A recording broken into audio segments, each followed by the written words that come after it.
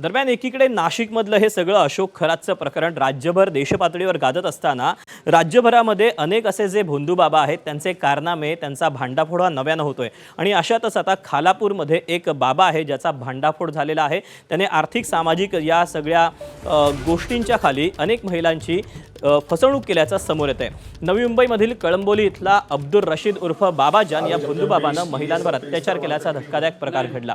या प्रकरणी त्याच्यावर 2 गुन्हे दाखल झाले असून पोलिसांनी या नराधमाला अटक केली।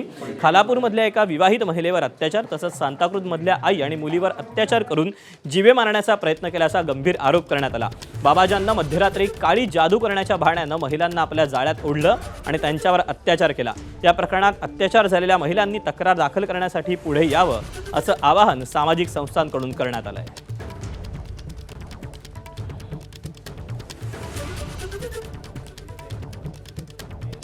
पीडित तरुणी सांताक्रूज मुंबई येथे राहणारी असलेली तिचं लग्न झालेलं होतं, परंतु तिचं नवऱ्याशी काही पटत नव्हतं। तर असं असताना एक अब्दुल रशीद उर्फ बाबाजान नावाचा एक भोंदू बाबा त्याच्यामध्ये त्याच्या संपर्कात ती आली। धार्मिक कार्य करायचं असं सांगून त्याच्याशी बळजबरीने शारीरिक संबंध प्रस्थापित केले।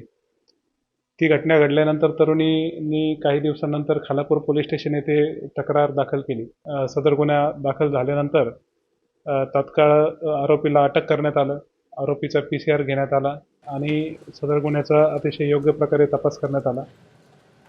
हा नवी मुंबईतला भोंदू बाबा आहे। हा गेल्या अनेक वर्षांपासून महिलांची त्यासोबतच अनेकांची फसवणूक करत होता आणि पैसे देखील तो लोकांकडून उकळायचा, अशी जी माहिती आहे ती इथल्या स्थानिक रहिवाशांनी दिली। पाहूया। प्रत्येक धर्माच्या गोष्टी वगैरे देवा धर्माच्या गोष्टी बोलत राहायचा तो। तर आम्हाला त्यावेळेस तो चांगला वाटला आणि बऱ्यापैकी आम्ही खूप माणसं 100, 200, 500 माणसं जमा झाले त्यांच्याकडे, म्हणजे त्यांचे शिष्य म्हणून। ते महिला पण आलेली होती, ती इलाजासाठीच आली होती असं आम्हाला असं माहिती होतं।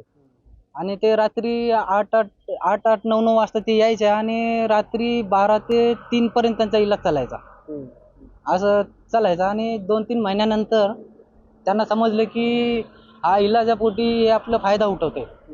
त्यानंतर त्या महिलेनं काहीतरी पुढं केस केली। ते अशा लोकांना तक्रार करून यांना या समाजातूनच काढायला पाहिजे, अशा घाण माणसांना।